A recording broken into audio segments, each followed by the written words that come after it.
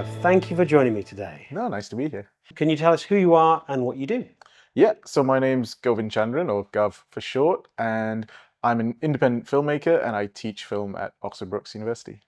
So where did you begin in your filmmaking journey? Was that when was that inspirational moment that made you say, I want to do that?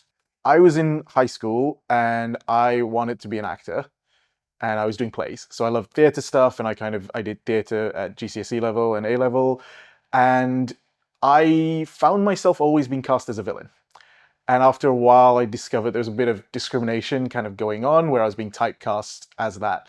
And there was a genuine moment where I walked away from theatre because I got asked to audition for something and I said, I don't want to audition for the villain of the piece. And they assured me it wasn't for this and that. I refused to audition and they cast my brother. So I kind of took a hint at that point and I said, I'm done with theatre stuff. And a few weeks later, a different director came up to me and said, hey, you've got a video camera, right? And I had a mini DV camera my parents had given me when I came to England. And I said, yeah, I use it to record football games for like local people and stuff like that, nothing much. And he said, can you film something that I can use as a in-between when I'm doing scene changes? And I refused. I said, not interested at all. And they kind of kept coming back and trying to convince me it would be cool. And I finally kind of did it to be nice. And I loved it. And I kept doing that for plays. So I spent about a year and a half doing that for various different plays and getting involved on the video side, but for live performance, until I, of that age where I read Rebel Without a Crew. I watched Clerks and I watched Reservoir Dogs, and I went, I could probably do that. Maybe not as good, but it's feasible, you know, and it just felt like something that was kind of doable. So I switched what I was planning to do at uni and decided to study film. So it was the sort of low budget guerrilla aspect that you like, sort of Robert Rodriguez kind of, it is possible. I like that it was possible. I would say, you know, when I was 17, 18, I was still like, Star Wars is the greatest thing in the world. If someone gave me a huge budget, that's what I'd love to do. I still want to make a Jurassic Park movie, but it was watching those films that made it go, it's not just a big blockbuster world. It's a world, and it's even other, you know, even dramas kind of felt like they were too expensive. Clerks, El Mariachi, made it feel like, well, all you need is a camera and some people, and you know, people who enjoy kind of doing what they do. Obviously, we've learned that there's a lot more to it than that, but it made it seem like something that anyone could do. That's when you went to Brookes, first of all? Yeah, so I went to Brookes. I did a degree in film studies, so it was mostly the theory side of film, but there was also practical components to that, and that again just kind of solidified that I enjoyed working with other people. I enjoyed telling stories with other people, and I kind of pushed to do as much practical stuff as possible. I was taking, you had access to equipment and you had access to people, you know, and not just filmmakers, but you were in a university setting where there's musicians, there's artists, there's all sorts of people. So being able to kind of draw on that and suddenly be in a creative environment meant I kind of went nuts with it. It's very useful to be able to tap into a large pool of creative people. You know, like you say, you've got actors, you've got musicians right there, which is a big stumbling block for people who are just starting. Like I know that myself. Like, yeah, I mean, the first short film that I did, I think about 3 or 4 people auditioned for it. It was still tough to get actors, to get people to give up their time, but there were a lot of people behind the camera that were very, very passionate about it. Because we didn't have money to pay the actors and stuff like that. So you're really asking people to, sometimes people, mostly people you don't know, to do you a favor and kind of trust you. So it's tough breaking into it and kind of getting a track record and proving to people like, I'm worth you giving me your time, even if it's a little bit of time, I'm worth doing that. And especially when you're a student, there's a kind of stigma, student films. So it was about trying to figure out ways around that. But other than that, yeah, it was great to be in that kind of environment. of your student films, is there one that you're actually still proud of? Are you proud of them all, or? Proud is the wrong word. I appreciate what they were for when I shot them. I've rewatched a few of them recently and I went, God, that's terrible. At the time, they were useful. One of them screened at the Cannes Film Festival, which was really, really cool. a bunch of others did win some sort of local British festivals, and we've sort of screened them internationally. So I'm happy I made them because they were stepping stones to something. Objectively, they're not good films. They're films that I learnt by doing. And I think that's the best way to learn, is by doing films. So I don't regret them. I don't look at them and go, what on earth was I thinking? I just go, I'm so happy that I've improved. And you're able to bring that to your role as a lecturer. Yeah, teaching has been interesting because you have to constantly kind of be aware of what you're doing and the mistakes you made, and try and give people the room to make those mistakes themselves. Because if I just tell you, here's a ton of mistakes I made, and expect you to never make those mistakes, it's not feasible. So it's being in a position where you feel comfortable guiding people through the mistakes. And filmmaking is just about making mistakes and then figuring out the best artistic way of navigating through those mistakes, you know? It's a good way of looking at it. Like, I think, like myself personally, I've made a lot of mistakes. Yeah. I mean, even if you look at some of the biggest films in the world, the mistakes are what made them cool. I mean, the shark in Jaws is always the big one, isn't it? That Spielberg wanted to constantly shoot the shark. It just didn't work, so we get one of the most iconic things in cinema because of the mistakes. And I think especially as an indie filmmaker, you've got to lean into it. What do you think you as a person and Gov as a director bring to a project?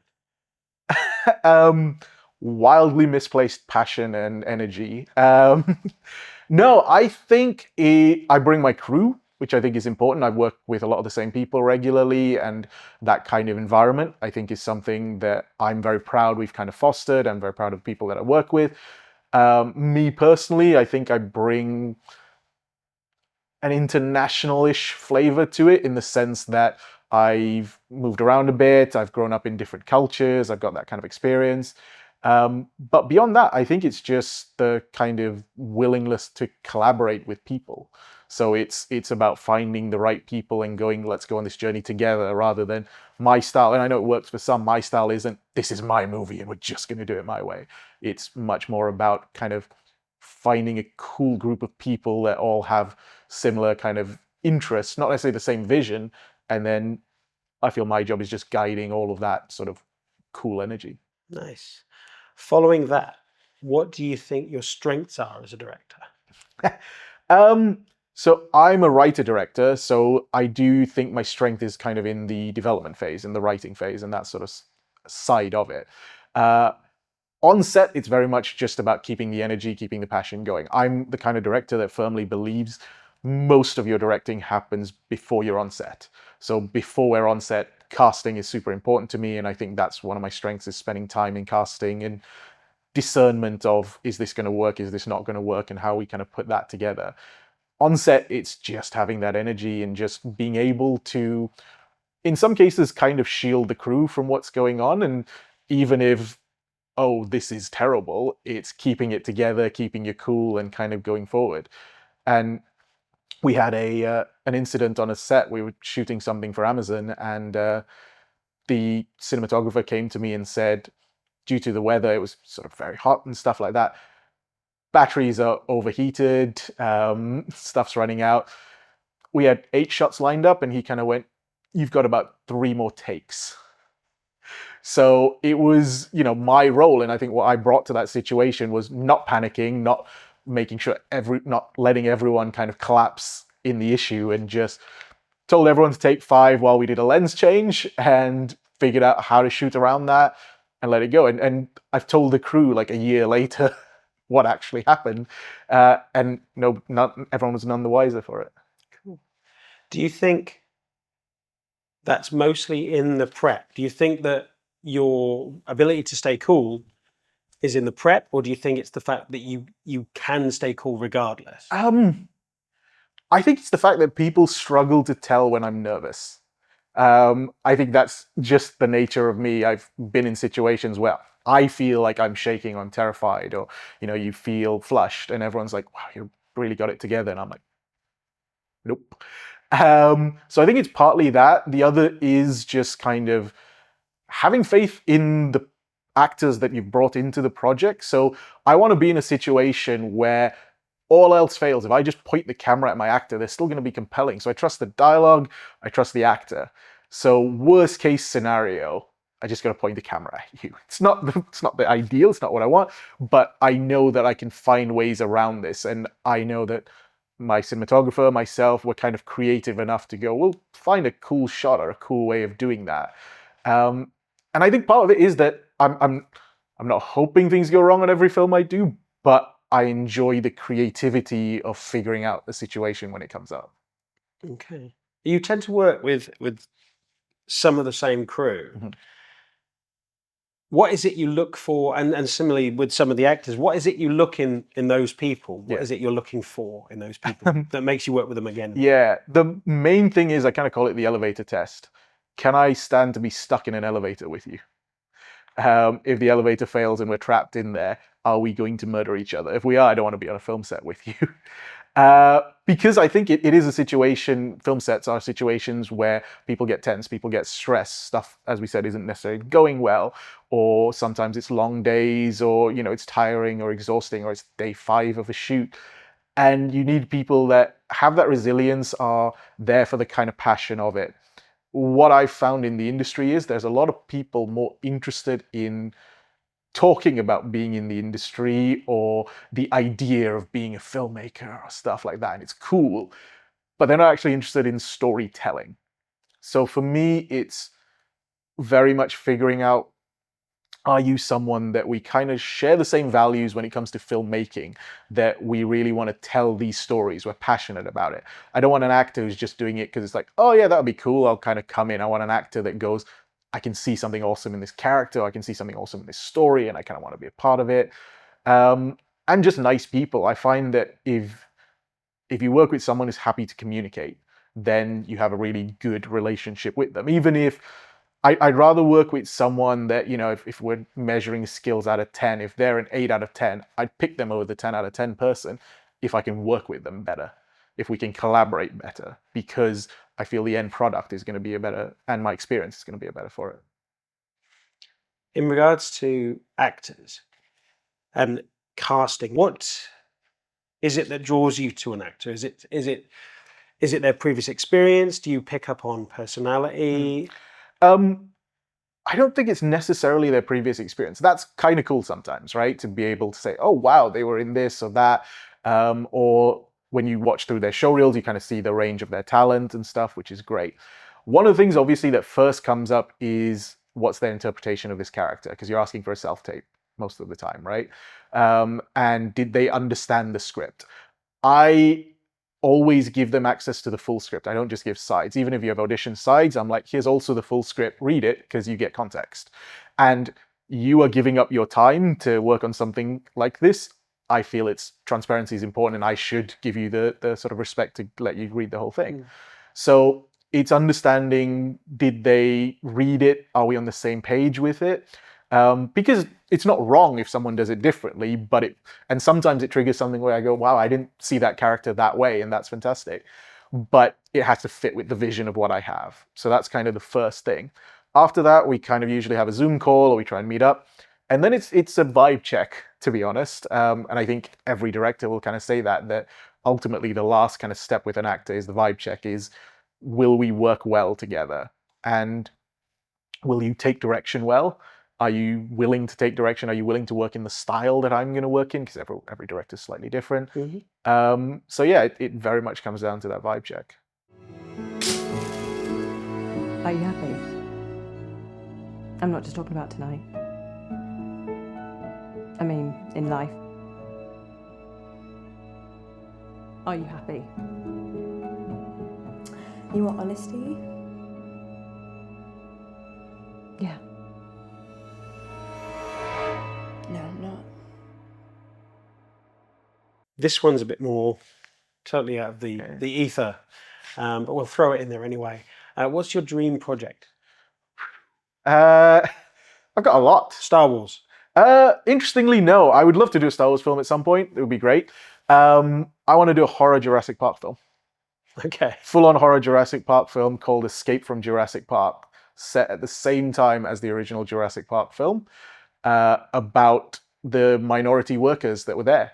building the park, because we saw the rich people, we saw all of the, well, to be blunt, all of the white people get off the island. We didn't really see the people who were No. cleaning the space, the people who were building the space, and what happened to them during the storm. And I'd love to be able to do a film that kind of goes back to like the Crichton sort of horror elements of it, which the franchise has kind of veered away from. And do something that kind of ran parallel to that. It wasn't necessarily about like the big scope of it. It was these personal journeys about sort of being forgotten and left behind during that kind of a thing. Sure, it's like it's like in Clerks about the guys that built the Death Star Exactly, yeah. and all those exactly people in construction in Return of the Jedi. They all died, and nobody thinks about them. So Exactly. And you know, you could get to a point where you didn't use that Jurassic Park theme until you got to the end and they saw the helicopters from the end of the first movie leaving. right, And they're left there tragic, and then you play a slow version of the classic Jurassic Park theme. you've already thought it out. I like it. Is there a budget in mind? I mean, it's Jurassic Park. It's got to have a budget, doesn't it? Yeah, 200 million? Yeah, so? and you know, access to the intellectual property rights and Sure. stuff like that. But no, outside of like an existing franchise, and I'm not the kind of filmmaker who goes, I just want to make my own thing. I would love to work in a franchise that I feel passionate and can tell a story about. Outside of that, I've got a bunch of other ideas floating about. I've got one that we're trying to put into prep at the moment, so we're hoping next year to film a feature. And that's something that I've been working on for a few years that I feel very, very passionate about. So yeah, I think it kind of varies who's coming to me with the proposal of, hey, what do you want to do? But I wouldn't say there's like only that idea. There's tons of really cool stuff. Okay. I mean, we mentioned there about wanting to do different projects, and it doesn't have to be an original IP and things like that, or a pre-existing IP. It can be some of your own stuff. Yeah. So would you like to be in the old studio system of the 50s, 60s kind of thing, the sort of John Ford thing of like, they just give you a movie, you do this for like 4 months, and then we give you another one? I don't think I could. I've had friends and actors come to me and say, hey, I've got something, can you direct an episode of it, or can you do this and that? And I've often turned them down because I am a writer-director, and I feel like, because I mentioned one of my strengths is the writing side, I kind of need some scope to be able to make it my own. I would get bored if it was just the old system of just come in, do the script that we bought, make the studio version of this film, right? And Yeah. I think even now in the modern studio system, the films that they let the director be the director tend to be the better ones. Great example recently is Sinners, right? Where it's a studio film, but they kind of let him cook, as it were. So yeah, I think I'm more on the, I would love to be able to take projects to the studio and be like, hey, these are cool ideas. Shoot her! Kill the wicked creature! Damn it, woman, shoot her!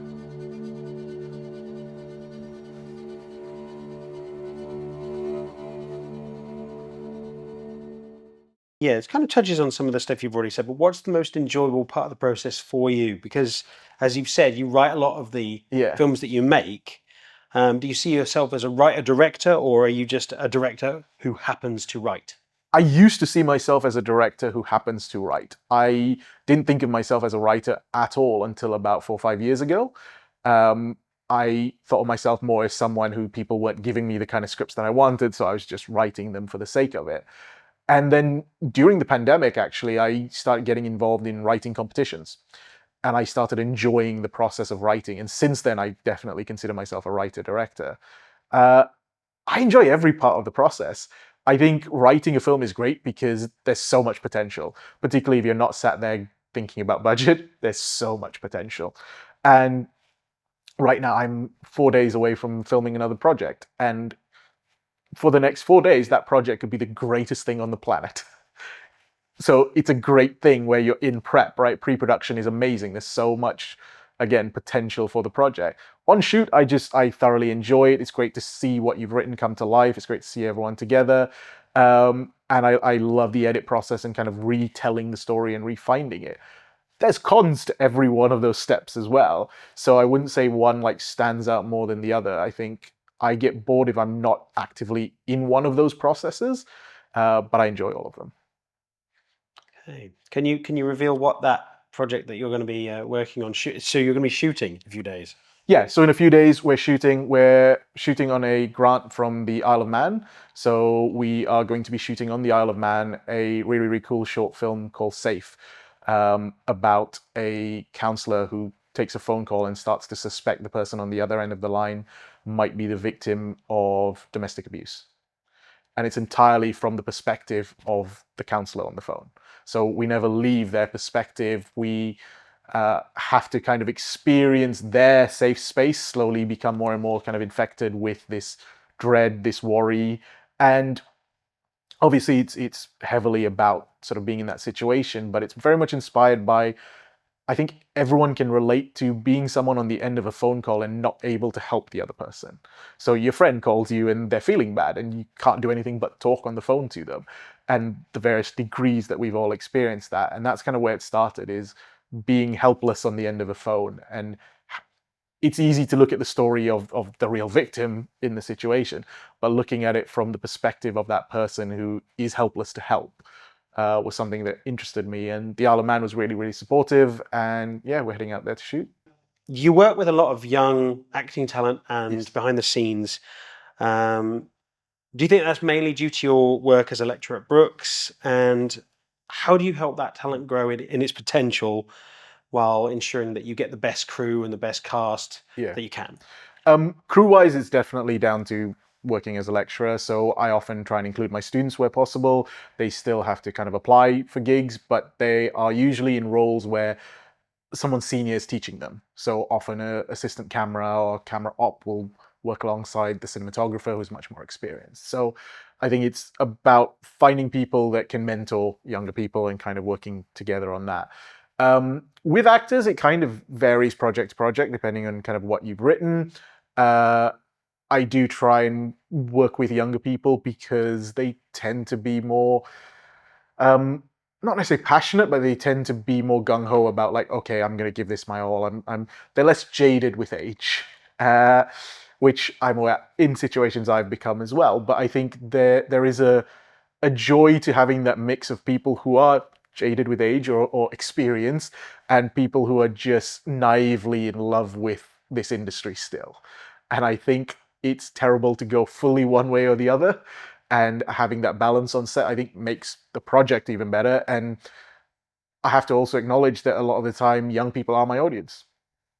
So it would kind of be foolish for a bunch of us to get together and not have anyone who has that input as part of the project, as part of the creative sort of team as well. So you said there that young people are your audience. I know you've, and we'll get back to it at another point later on as well, but one of your latest projects, you were kind of originally, from what I know, aiming for it to be on TikTok, which is sort of traditionally thought to be Yeah. a young person's medium. So why do you think you have that kind of connection with young people in that way? It's tough. I think it's because I tend to fluctuate between drama and comedy. And I think when I do comedy, my comedy is kind of referential and silly enough that it kind of millennial or Gen Z kind of fits into it. It doesn't necessarily hit a generation that didn't watch Buffy or get influenced by anything post Buffy. And we judge time by whether Buffy existed or not. That's the thing now. And with dramas, it tends to focus on issues that are sort of more relevant to younger generations as well. So a lot of the kind of writing that I do tends to be more focused on that. So I think it's just kind of the nature of that. It's not that I don't have an audience over a certain age, it's just the majority of it. And what we found as well is now, for people my age, kind of millennials, nostalgia is a big thing. It's unfortunately being kind of shoved at you a bit too much. So I think when it's not targeted that way, when it's done just authentically about things that I, experienced and that I want to kind of bring back or talk about, there's a certain value to it that people my age appreciate, but young people are also kind of enjoying the kind of renaissance of that sort of stuff. Yeah, you're in. I guess where you are is that thing of when it was things like Clerks and Shaun of the Dead. They do refer to sort of pop culture, but when it Exactly. overly refers back to it, and everything is based on that, it just becomes it's too sickly. Almost. Yeah, it's the issue. Marvel is very much one of the perpetrators of this, and you can see that. I'm going back to Buffy. There's Buffy, Joss Whedon doing Marvel and kind of making that quippy pop culture thing become the norm.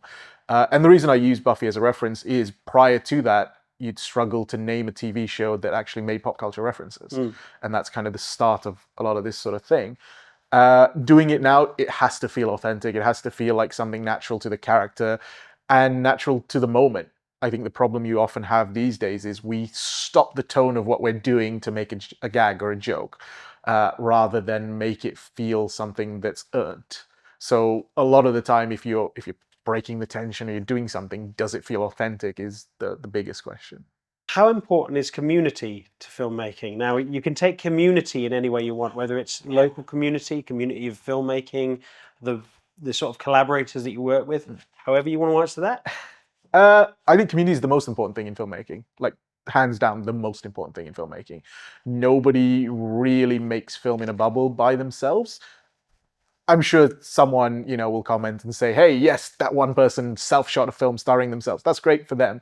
But the vast majority of film is not done in a bubble. And being able to work with the right people, not having people that just say yes to you, people that challenge you, people that share your vision, but also bring their own expertise, their own creativity to the project. So important. When you're an independent filmmaker, even more important, because you're not necessarily in a situation where you're paying everybody. You're not necessarily in a situation where you can afford to get the top talent that you would ideally want for that project, right? You're not going, ooh, I'm getting the cinematographer who shot those 5 favorite films of mine, or I'm not getting the actor who did, X or Y big role. So that sense of community, that sense of we're all in this together is super important. I have a rule on my films that I do not like people referring to it as my film, as Gov's film, because it's our film. As soon as you're part of it, it's also your film, whether you're the cinematographer, whether you're a runner on it, whether you are the chef for that particular production, you are part of that creative process and it is our film. Yeah. I still have to steer the ship, but everyone else is helping the ship actually move. So community, yeah, I'd say it's the most important thing. Guess we're both a bit weird, huh? Are you alright? Yeah, I'm good.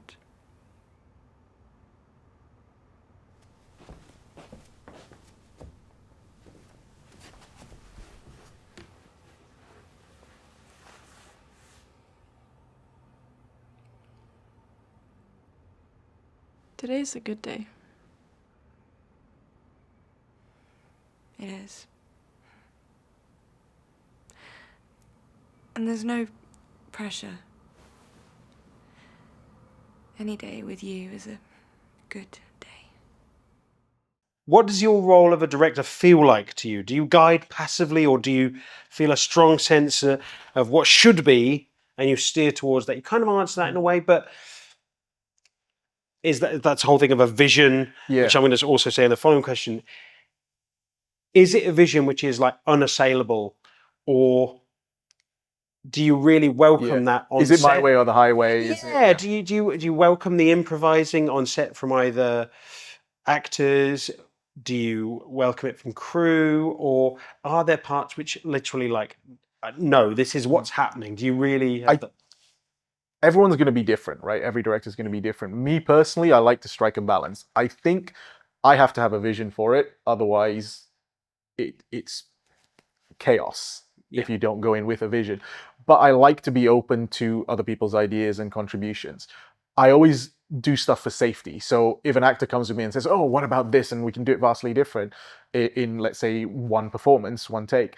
I go, yeah, great. Can we get it my way first? And then I'm open to that, because you never know. You sit and edit sometimes and you go, oh, wow, that fits in really nicely. That's offering me something else. Or my cinematographer might come and say, I know we've got that shot list plan, but I can see this really cool shot from that way.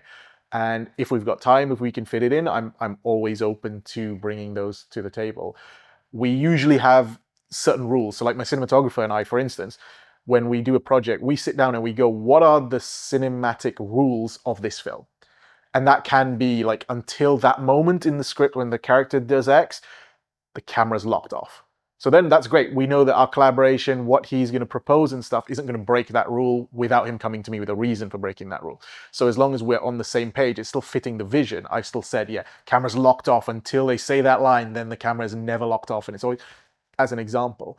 So it's the same with the actors. We kind of talk about where they are in the process. So when we're on set, there isn't necessarily a ton of improv. There's maybe like, oh, let's change a line here or there. And it's slightly different with comedy, by the way. Comedy, there's a bit more room for improv, but I like to think I have a vision for the overarchingness of the project, the overall vision, but I'm open to people coming to me with ideas. And I've said this to crew as well, like, I don't want the assistant camera or the runner on set going to the actor and directing them, but they're always welcome to whisper, come over to me and say, hey, I had a cool idea, and sort of tell me an idea. I'm never going to say, know your place. This is not, it's not the kind of community, not the kind of environment that I want on my sets. So as long as there is a certain amount of hierarchy, a certain amount of control over the vision, then I think there's a lot of room for creative collaboration. Your films, in the main, definitely lean towards dialogue, and based around dialogue. Yes. This is obviously something that you enjoy writing. You enjoy writing dialogue and the interplay between characters, right? But Yeah. do you ever think you could make a silent film, or do you see yourself as somebody who prefers that interplay rather than the purely visual? My composer once messaged me about a film, and he said, it's a very Gov-like film that I've just watched. And I went, what the heck do you mean by that? He went, it's mostly people sat down talking to each other. Great. I have made a silent film.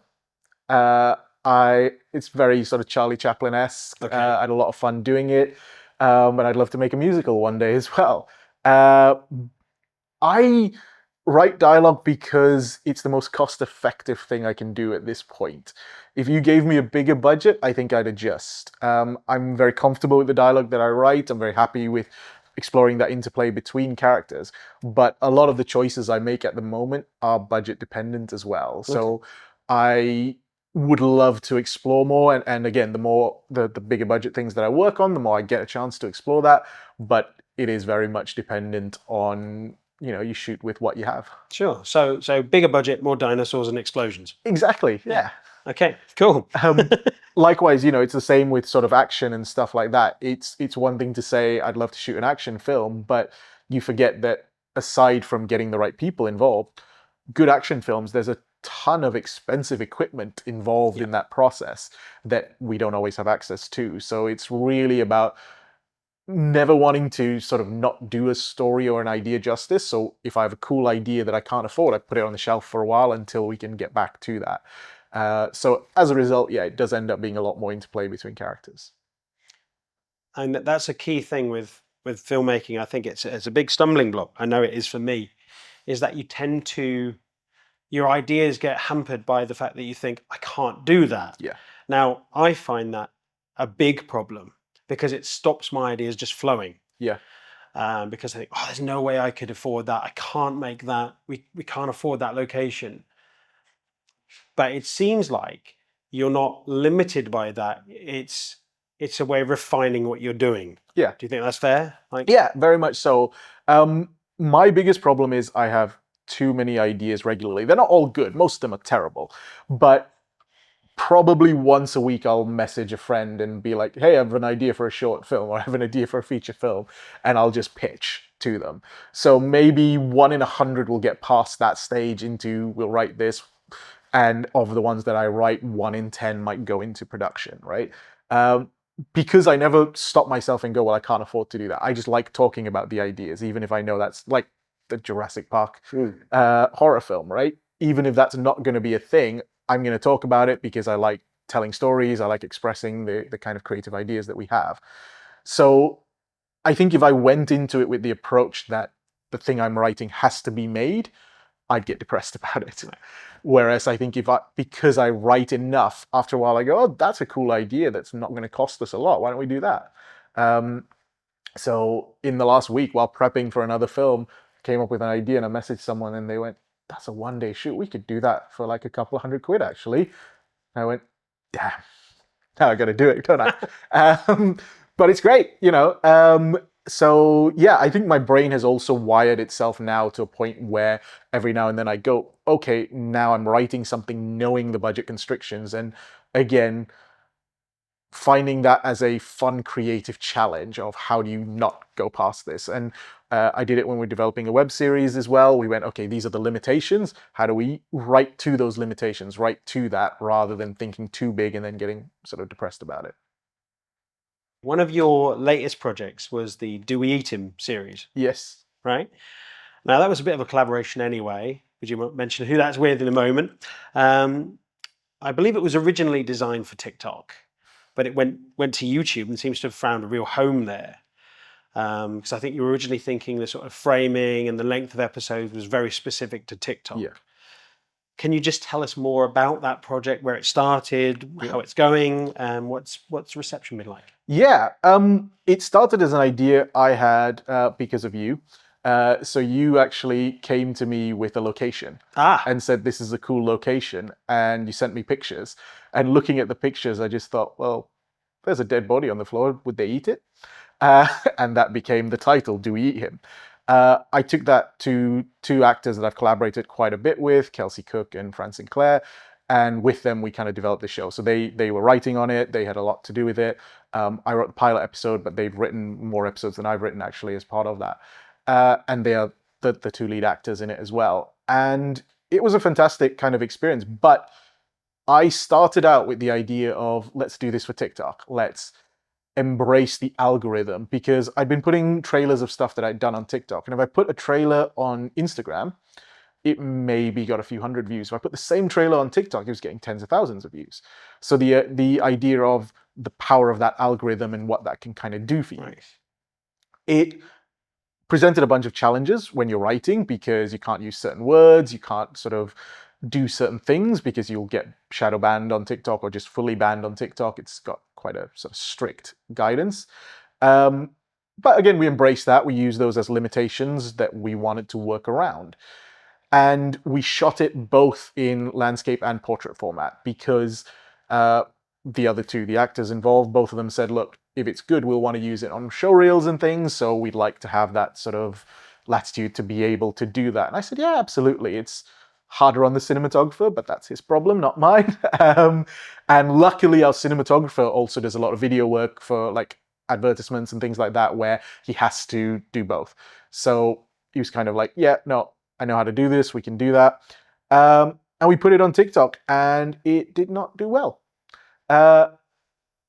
People didn't want to watch a narrative series on TikTok. There are a few here and there, but the nature of how we consume stuff on TikTok, it wasn't great. It got a few thousand views here and there, and that was it. And then we dropped it on YouTube. And I think at the moment it's 150,000 views Awesome. on that. And people were loving it. We were getting really, really fantastic kind of comments, with thousands and thousands of comments on the videos. People mostly loving the aesthetic, loving the humor of it, loving the fact that it's kind of a throwback to web series that you saw at the start of YouTube.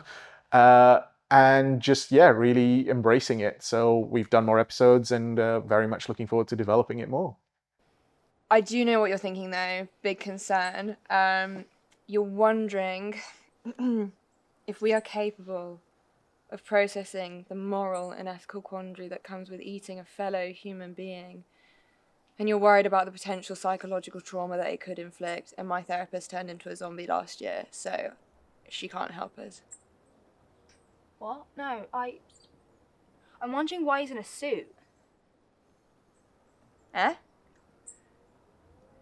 For God's sake, look at us, Piper! We're in rags. We look like arse.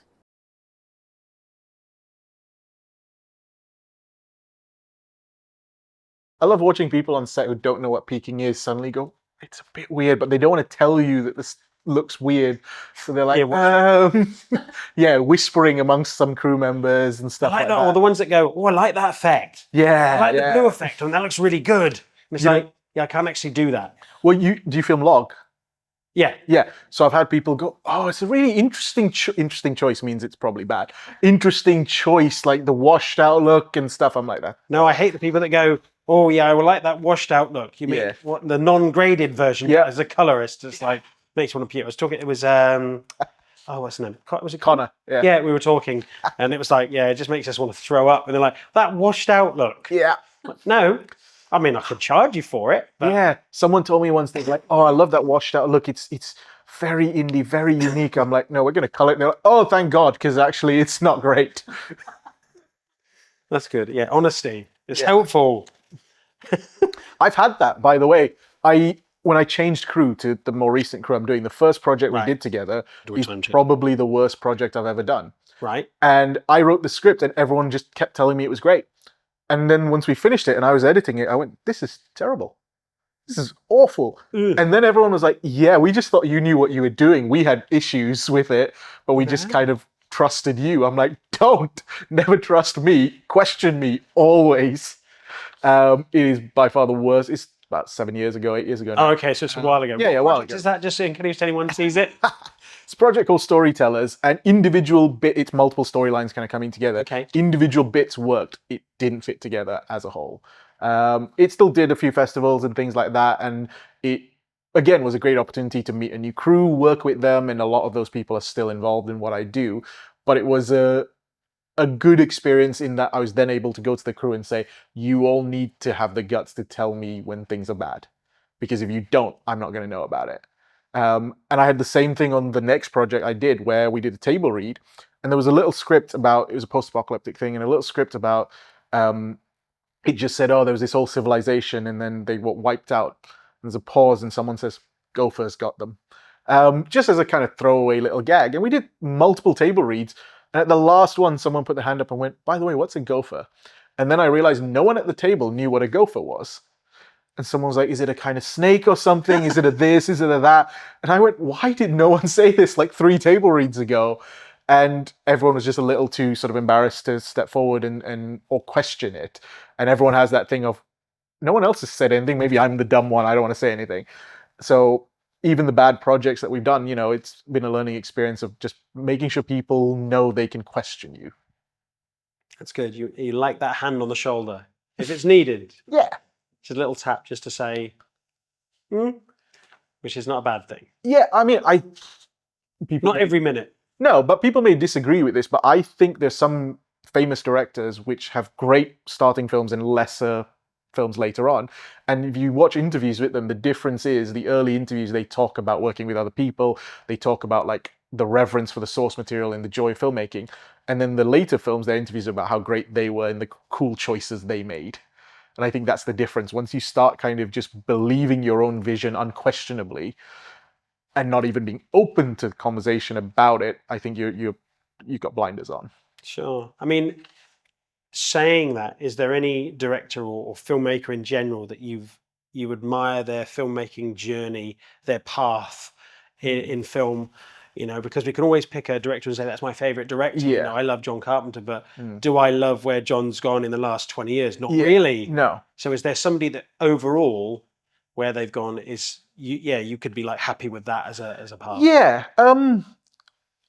Yeah, interestingly, Guillermo del Toro is my favorite director, but I also love the path that he's gone. I love that probably his most successful film, Shape of Water, he made as a response to not being able to make the film he wanted to make.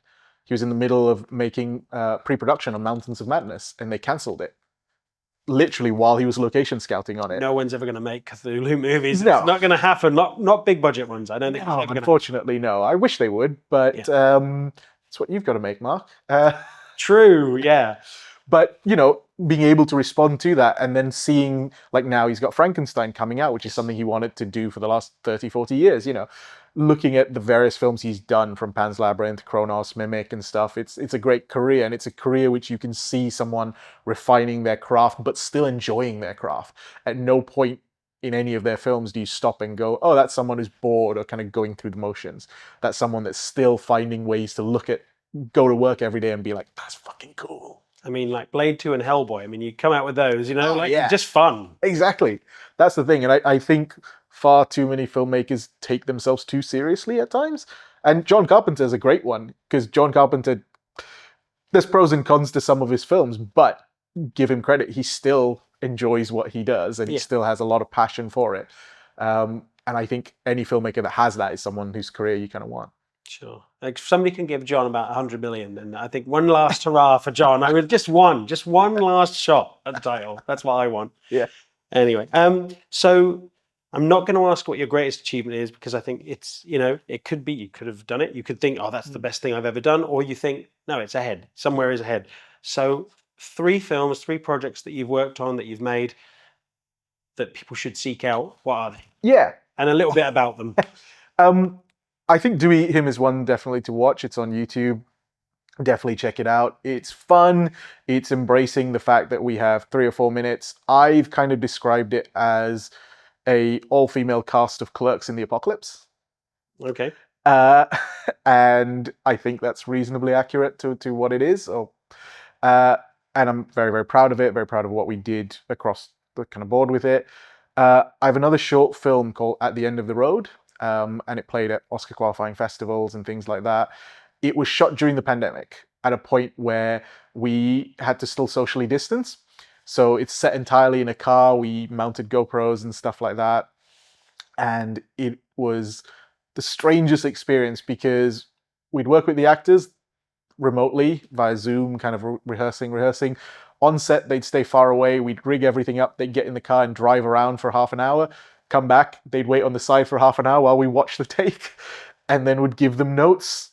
And it was a strange experience, but the film itself is about two friends driving a third friend's younger sibling to a funeral.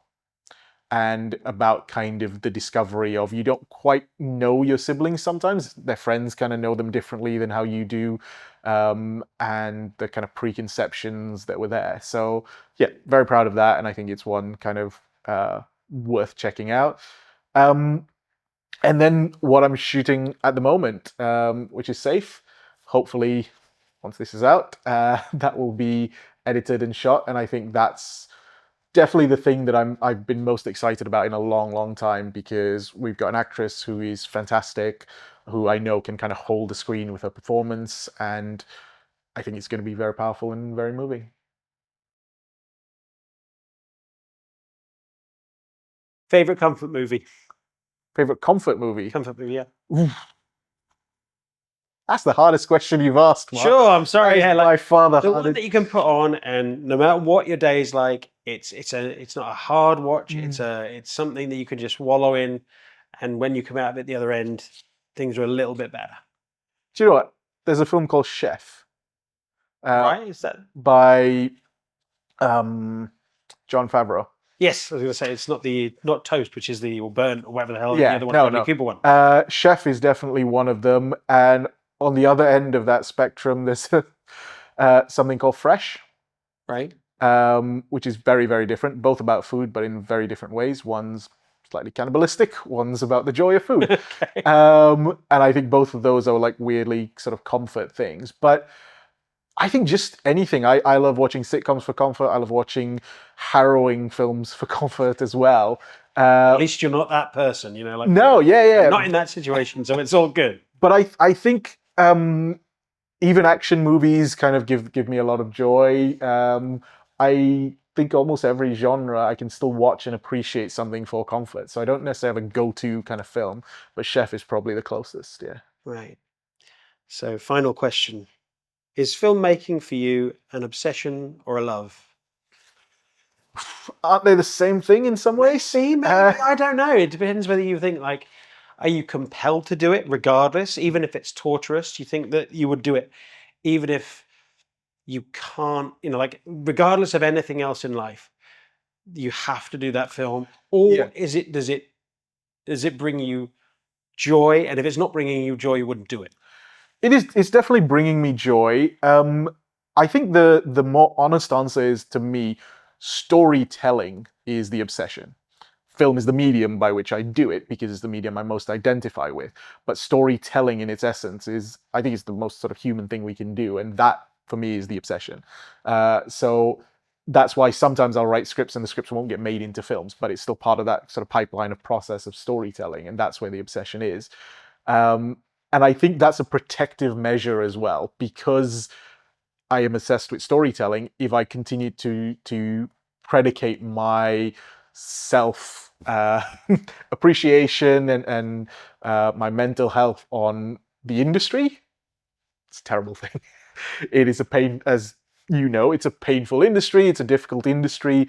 So I've kind of boiled it down mentally to the fact that storytelling is the passion, storytelling is the thing I can't live without.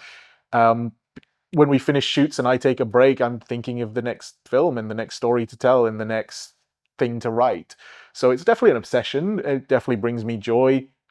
It even brings me joy when it doesn't get made, because I'm passionate about the process of it. I think if you're focused just on the end result, then it is painful. It is, unfortunately, that sort of industry.